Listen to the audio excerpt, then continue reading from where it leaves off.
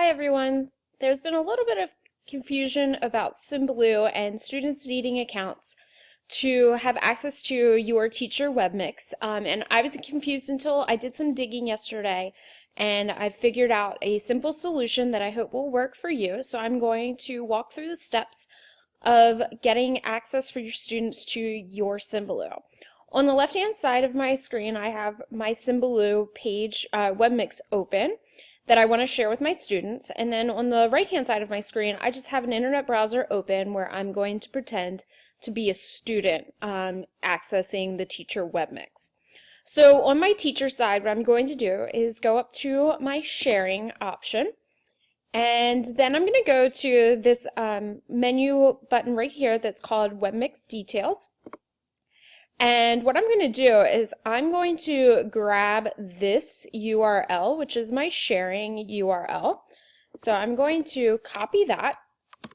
And basically I would put that somewhere that my students could access, either just post it so that they can type in the URL, or put it somewhere where they can easily click to access and launch the URL. So now on my student side, I'm going to pretend that my teacher has given me the URL, and I'm going to come over here and I'm going to paste the URL up here in my browser, and then I'm going to say go. And what it's going to do is it's going to take me to my teacher's Symbaloo. And I think where the confusion was previously was that we had the students saying, okay, I want to start using this webmix. And in order to start using the webmix, yes, I do have to have a Symbaloo account. But if I just want to access the resources that are living on the Symbaloo webmix, I do have the capability. This is live, so I can easily still use the tiles that my teacher has created that will then launch me to those various resources that my teacher has provided for me. So that is something to still continue to use your webmixes using that shared link. But then your students aren't going to take the webmix to then be their own. They're just going to access the webmix just to utilize the resources.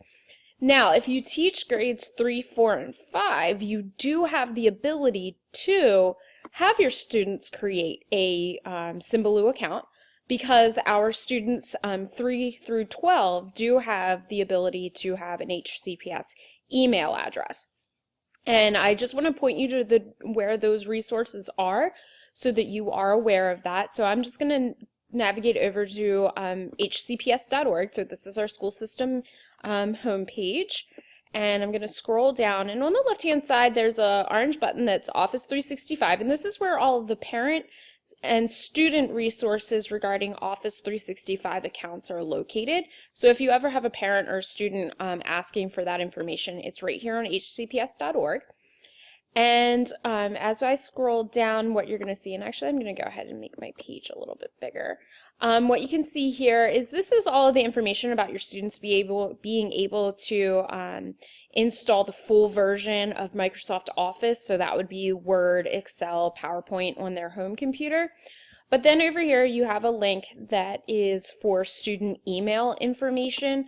And from there, there's Getting Started with Office 365 for Students guide, and then there's an email guide for students, for parents, students, and teachers, as well as the responsible use procedure. So just so that you are aware of where those resources are, they're right there on the HCPS home screen, and I am going to just point you to the thought that your students' email addresses are their username at student.hcps.org. So that's also their organizational account, just like you have an organizational account, which is your username at hcps.org. For the students, we're just going to add in that student.hcps.org.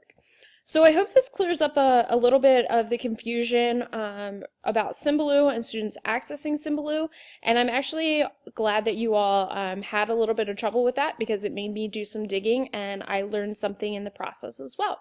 So please always feel free that if you have any more questions, you can reach out to me, michelle.hubel@hcps.org, and I'll hopefully see you all at Forest Hill Elementary School very soon.